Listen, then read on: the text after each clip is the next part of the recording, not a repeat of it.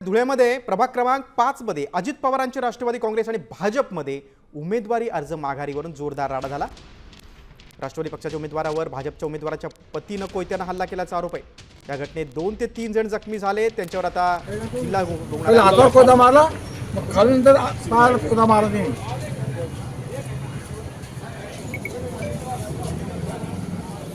जेव्हा तुम्ही स्वतः उमेदवारी करा ना। हो, मी सगळं माहिती मिळणार आहे। कोयता मारला सागर कामेने कोयता मारला। आघाडीच्या शेवटच्या क्षणी धुळ्यामध्ये मोठ्या प्रमाणात घडामोडी घडताना बघायला मिळत आहे। राष्ट्रवादी आणि भाजपच्या उमेदवारांमध्ये मोठ्या प्रमाणात झटापटी झालेल्याचा प्रकार उघडकीस आलेला आहे। आपण जर बघितलं तर याच ठिकाणी कोयत्याने हल्ला झाल्याचा आरोप हा संबंधितांतर्फे करण्यात आलेला आहे। आपण जर बघितलं तर या ठिकाणी पोलीस प्रशासन घटनास्थळी दाखल झालेला आहे। मोठ्या प्रमाणात पोलीस प्रशासनातर्फे या सर्व घटनेवरती नियंत्रण मिळवण्याचा प्रयत्न केला जात आहे। मोठ्या प्रमाणात पोलीस बंदोबस्त या ठिकाणी तैनात करण्यात आलेला आहे। आपण जर बघितलं तर याच ठिकाणी हा हल्ला झाल्याचा आरोप करण्यात आलेला आहे आणि या ठिकाणी त्यानंतर परिस्थिती आटोक्यात आणण्यासाठी पोलीस प्रशासनातर्फे तात्काळ घटनास्थळी धाव घेण्यात आलेली आहे आणि पुढील काही वेळामध्येच या सर्व बाबींचा उलगडा होण्याची शक्यता आहे। त्या संदर्भात 2 जणांना शासकीय रुग्णालयामध्ये त्याचबरोबर खासगी रुग्णालयामध्ये उपचारासाठी दाखल करण्यात आले आहे, तर 2 जण आणखी किरकोळ जखमी असल्याचं उघडकीस आलेलं आहे। भूषण आहे रे,